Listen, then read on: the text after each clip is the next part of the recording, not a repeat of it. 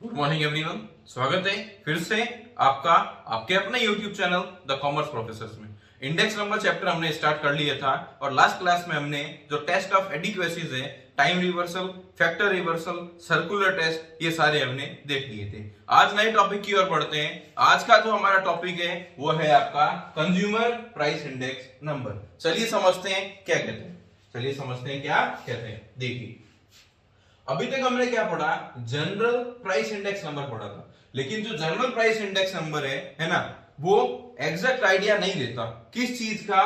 देखिए हमारे क्या है, जो अलग अलग जो क्लासेस ऑफ सोसाइटी है, बहुत अलग अलग क्लासेस ऑफ सोसाइटी है ना, उनके कॉस्ट ऑफ लिविंग पे प्राइस लेवल का क्या चेंजेस हो रहे हैं, ये जनरल प्राइस इंडेक्स नहीं बता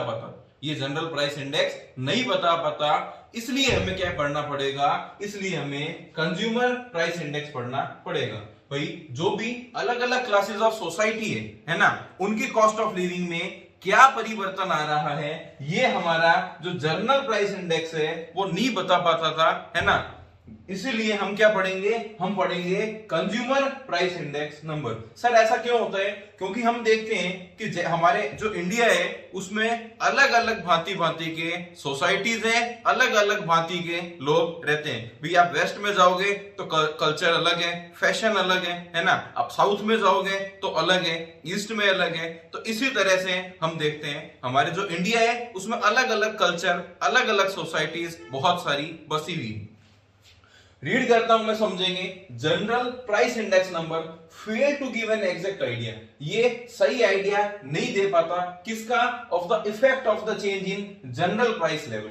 जनरल प्राइस लेवल जो चेंज है उसमें सही एग्जैक्ट आइडिया नहीं बता पाता किसका, on the cost of living in different classes of society. आगे इसने बोला big difference is found as regards custom, fashion, consumability, है ना। तो हमें पता है कि जैसे जैसे आप आगे बढ़ते चले जाएंगे, है ना, इंडिया में, वैसे वैसे अलग अलग कस्टम्स, फैशन और जो कंज्यूमेबल थिंग्स है ना, अलग अलग क्लासेस ऑफ पीपल उनको अलग अलग क्या कर रहे हैं, कंज्यूम कर रहे हैं। जैसे अगर मैं यहाँ की बात करूं तो राजस्थान का जो कल्चर है वो क्या है, बिल्कुल अलग है। यहाँ धोती कुर्ते साफे पहने हुए आपको लोग मिलेंगे।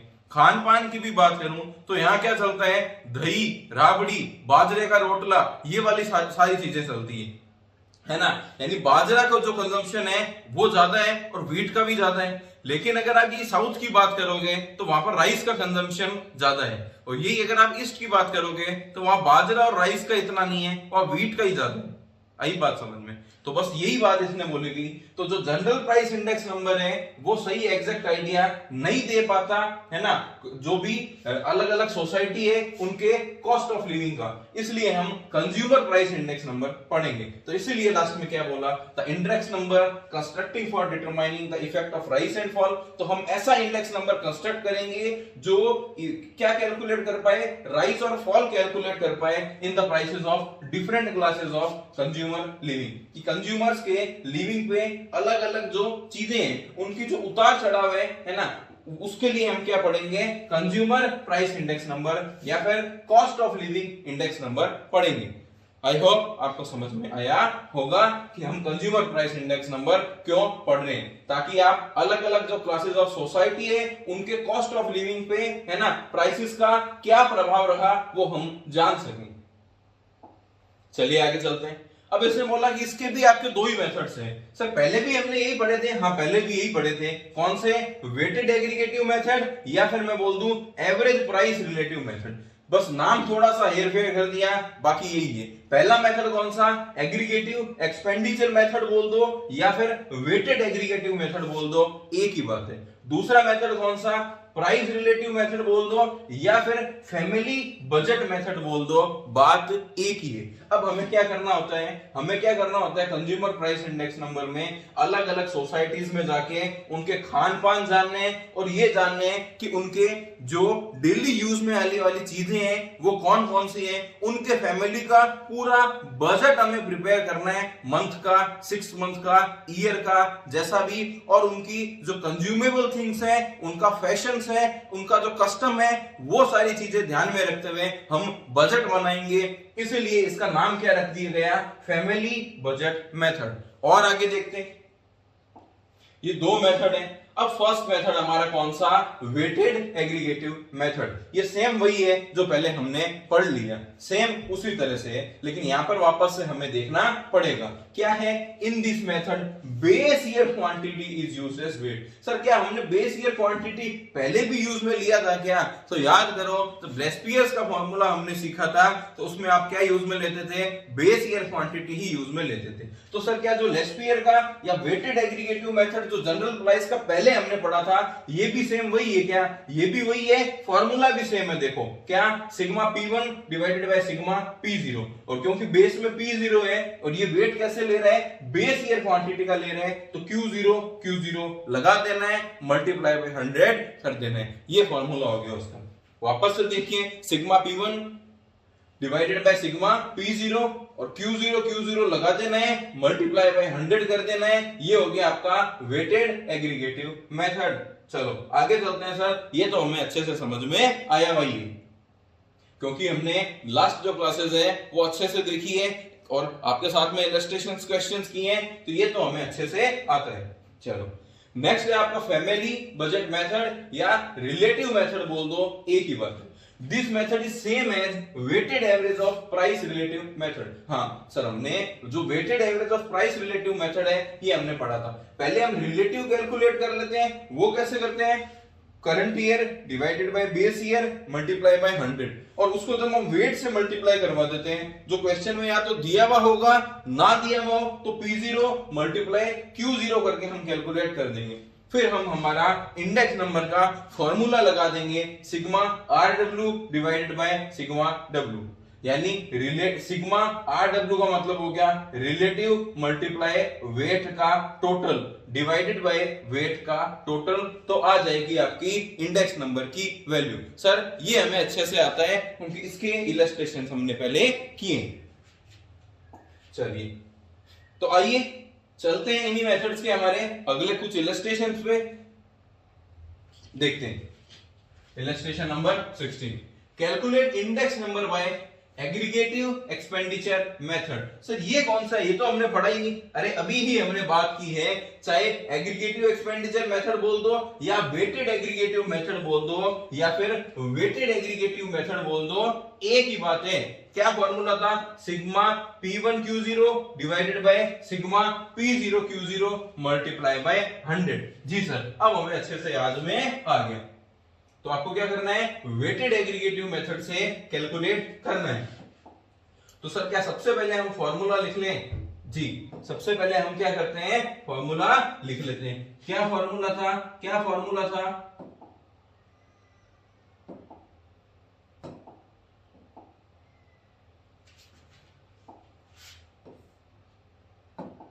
P01 का क्या फॉर्मूला देखा था हमने, देखा था sigma P1 Q0 divided by sigma P0 Q0 multiply by 100, यानी तीन चीजें हमें चाहिए। क्या, P1 चाहिए, ये रही आपकी P1, P0 चाहिए, ये रही आपकी P0, और हमें चाहिए Q0, और हमें चाहिए Q0।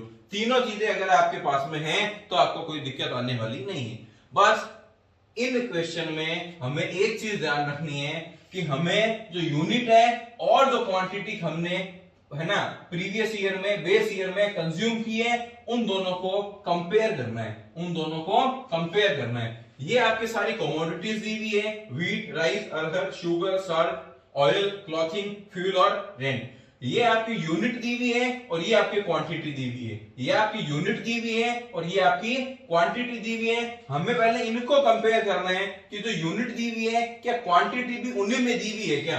जैसे यहाँ पर यूनिट दी हुई है पर क्विंटल में, और यहाँ पर भी आपको क्वांटिटी कैसे दी हुई है, पर क्विंटल में दी हुई है, तो कोई दिक्कत नहीं है।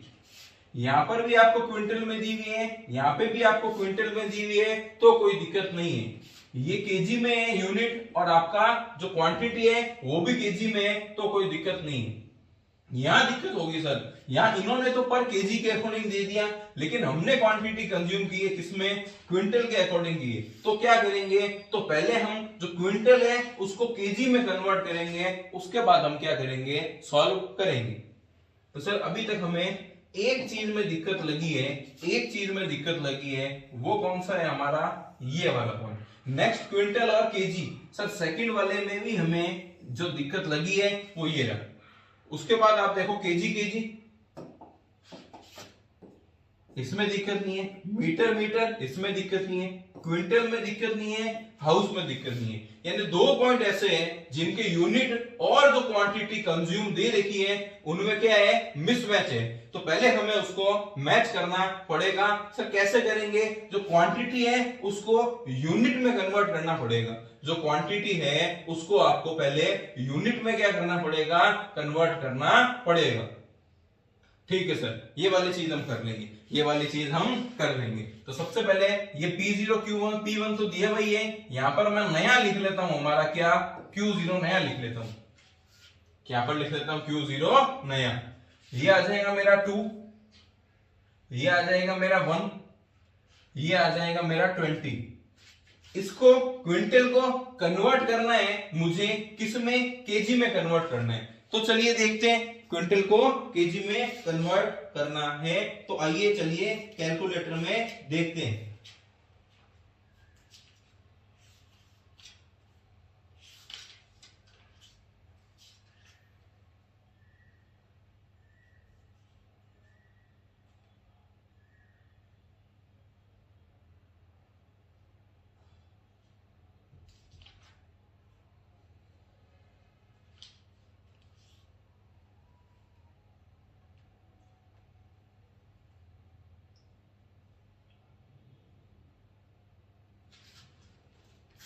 चलिए हमें ये ध्यान रखना है 100 केजी इक्वल होता है किसके, 1 क्विंटल के, 1 क्विंटल के। ये कितना है आपका 0.5, मल्टीप्लाई करवा दूं अगर 100 से तो ये कितना आ जाएगा, ये आ जाएगा हमारा 50, ये आ जाएगा हमारा कितना 50। यानी हमने क्विंटल को किस में कन्वर्ट कर लिया, केजी में, फिर क्विंटल को केजी में कन्वर्ट कर लिया। अब यहां देखो 10 केजी है और 10 केजी को किस में कन्वर्ट करना है, क्विंटल में करना है। 10 केजी को क्विंटल में कन्वर्ट करना है तो 10 से डिवाइड कर दूंगा मैं, कितना क्विंटल, 100 से। 10 डिवाइडेड बाय 10 डिवाइडेड बाय 100, तो ये आ जाएगा यहाँ पर क्या आपका 0.1, ये आ जाएगा यहाँ पर आपका कितना 0.1। उसके बाद आगे ये सेम था, ये हमने 10 लिख लिया, ये सेम था, ये हमने 20 लिख लिया, ये सेम था, ये हमने 4 लिख लिया, ये हमने 1 लिख लिया। यहां तक आपको बता दो, बात समझ में आई क्या। हमने क्या देखा कि जो क्वांटिटी है और जो यूनिट है ना, ये सेम यूनिट होनी चाहिए, इसकी क्वांटिटी की भी सेम यूनिट होनी चाहिए। इससे मैच हमें करना है, अगर मिसमैच होगा तो हमें क्वांटिटी को यूनिट में कन्वर्ट करना पड़ेगा। ये हमने कर लिया। अब हमारे पास में Q0 आ गया, P0 आ गया, P1 आ गया, तो हम इजीली कैलकुलेट कर सकते हैं। चाहिए क्या क्या, एक बार तो हमें चाहिए P1 Q0, एक बार तो हमें चाहिए P1 Q0 और एक बार आपको चाहिए P0 Q0।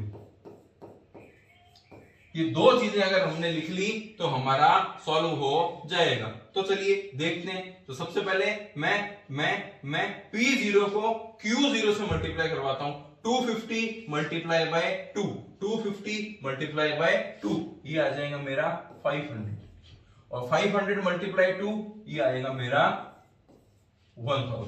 Next 400 multiply by 1, 550 multiply by 1, ये आ जाएगा मेरा 400, ये आ जाएगा मेरा 550। 6 multiply by 20, 120। 14 multiply by 20, 280। 10 multiply 50, 500। 15 multiply by 50, 750। 100 multiply by 0.1, 100 multiply by 0.1, ये आएगा 10 और 150 मल्टीप्लाई बाय 0.1, ये आएगा आपका 15। 20 multiply by 10, 200। 40 multiply by 10, 400। 15 multiply 20, 300। 25 multiply by 20, 500। 60 multiply by 4,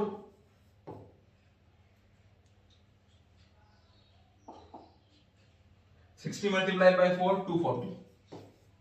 75 multiply by 4, 300। 250 multiply by 1 250 और ये 375, यहां लगा देंगे हम इनकी टोटल, यहां लगा देंगे हम इनकी टोटल।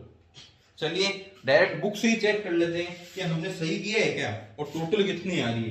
तो ये आ रही है हमारी 500 400 120 510 200 300 240 250, ये आ गया हमारा 2520, ये आ गया हमारा 2520। नेक्स्ट 1550 280 750 15 400 500 300 375, ये आ गया 4170। फॉर्मूले में वैल्यू पुट कर देता हूं मैं, तो आएगा 4170 divided by 2520 multiply by 100 multiply by 100, ये आ गया हमारा 165.5।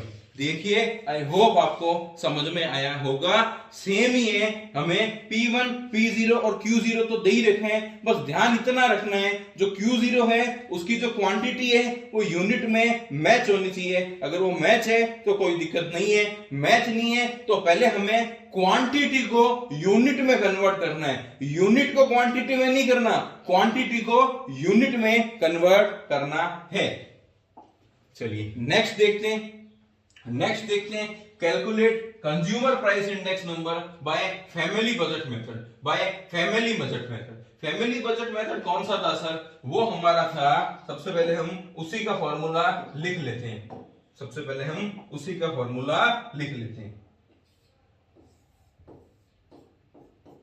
वो था आपका सिग्मा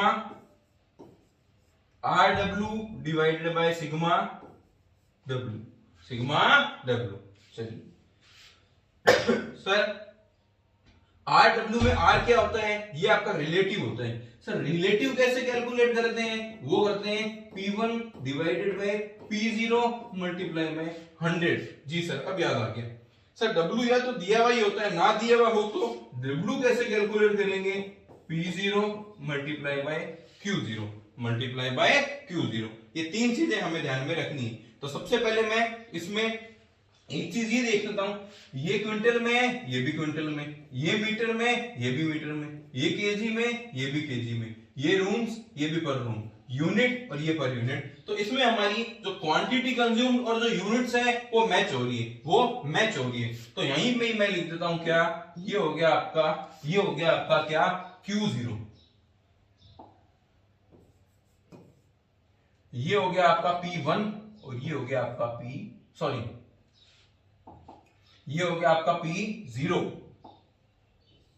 और ये हो गया आपका P1, है ना। बेस ईयर 2013, करंट ईयर हो गया आपका 2014। अब सबसे पहले R कैलकुलेट करना है, तो मैंने लिख दिया R क्या, रिलेटिव। क्या फॉर्मूला है? Current year base year multiply by 100। तो सबसे पहले ये कैलकुलेट कर लेते हैं। 18 डिवाइडेड बाय 12 मल्टीप्लाई 100 करोगे, ये आएगा 150, 0.9 डिवाइडेड बाय 1 मल्टीप्लाई 100 करोगे, ये आएगा आपका 90, ये आएगा आपका कितना, 90।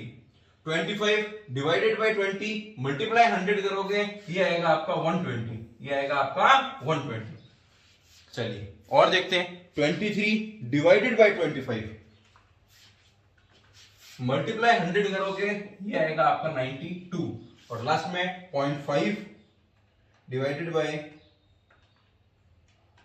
0.4 इंटू 100 करोगे, ये आएगा आपका 125।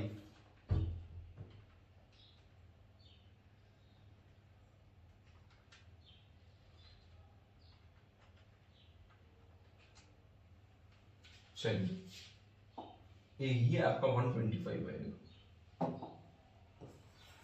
चलिए यहां तक बता दीजिए, समझ में आ गया क्या? जी सर रिलेटिव हमने निकाल लिया, समझ में आ गया। अब हमें कैलकुलेट क्या करना है? हमें कैलकुलेट करना है W। सर कैसे कैलकुलेट करेंगे? वेट कैलकुलेट होता है P0 मल्टीप्लाई Q0, ये Q0। 12 3 36, 1 इंटू 12 12 ही है। 0.2 मल्टीप्लाई बाय 40, 0.2 मल्टीप्लाई बाय 40, ये आएगा आपका 8, है ना। 25 मल्टीप्लाई बाय 3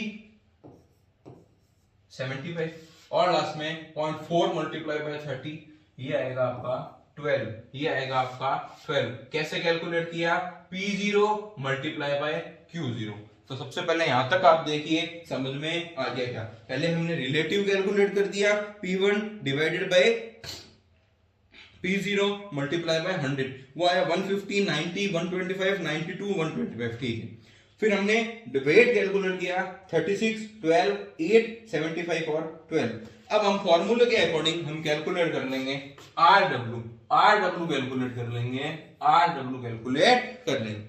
चलिए देखते हैं, ये होगा आपका 150 मल्टीप्लाई बाय 36, ये आ गया आपका 5400। नेक्स्ट है 12 मल्टीप्लाई 90, ये आ गया आपका 1080। नेक्स्ट है 125 मल्टीप्लाई बाय 8, ये आ गया आपका 1000। नेक्स्ट है 92 मल्टीप्लाई बाय 75, ये आ गया आपका 6900। और सबसे लास्ट है 125 मल्टीप्लाई बाय 12, ये आ गया आपका 1500, ये आ गया आपका 1500। और ये ही इसी की टोटल आ जाएगी आपकी sigma RW, 1500 plus 6900 plus 1000 plus 1080 और लास्ट में 5400, यह आ गया आपका 15880। और एक हम W की टोटल ले लेते हैं, जो है आपकी 36 प्लस 12 प्लस 8 प्लस 75 प्लस 12, ये आ गया आपका 143। यहां तक देखिए आप समझ में आ गया क्या? यहां तक देखिए आप समझ में आ गया क्या? हम फॉर्मूले में वैल्यू पुट कर देंगे, जो है आपकी 15880 डिवाइडेड बाय सिग्मा W है आपका 143, तो आ जाएगी आपकी इंडेक्स वैल्यू की, इंडेक्स नंबर की वैल्यू जो है आपकी 111.05। देखिए, आई होप आपको समझ में आया होगा, चलिए नेक्स्ट देखते हैं। नेक्स्ट इलस्ट्रेशन आपका क्वेश्चन इलस्ट्रेशन नंबर 18, बुक आपकी RBD। ये आपको आइटम्स दिए हुए wheat, rice, pulses, eggs, fish, chicken, cheese, butter, milk, salt, cloth, entertainment, house, है ना, ये इतनी चीजें दी हुई है। कैलकुलेट करनी है आपको कंज्यूमर प्राइस इंडेक्स दोनों मेथड से, यानी वेटेड एग्रीगेटिव और आपका फैमिली बजट या प्राइस रिलेटिव मेथड से। दिया हुआ क्या क्या है आपको? क्वांटिटी कंज्यूम और उसकी यूनिट दी हुई है। तो सबसे पहला काम तो क्या करना है आपको? क्वांटिटी कंज्यूम और जो यूनिट है ना, इनको चेक करना है कि जो क्वांटिटी हमने कंज्यूम की है, क्या उसकी जो यूनिट है वो मैच हो रही है क्या। पहला ही देखो केजी में दिया हुआ है, ये क्विंटल में, ये केजी में, ये क्विंटल में, और ये भी केजी में और ये क्विंटल में। तो इस तरह से आपको पहले चेक करना है। और आपको पता होना चाहिए एक क्विंटल में 100 केजी होते हैं। डजन में दिया हुआ है, एक डजन में आपके 12 पीसेस होते हैं, ये 9 दिया हुआ है यहाँ पर। तो आप कैलकुलेट करना, केजी मैच हो गया, पीस मैच हो गया, है ना। 1 केजी में 1000 ग्राम्स होंगे, पैकेट सेम हो गया, केजी मैच हो गया, टन, है ना। टन कैसे होगा आपका? 1 टन में 1000 केजी होंगे, 1 टन में 1000 केजी। देखिए 1 अगर आपकी मैं क्विंटल की बात करूं,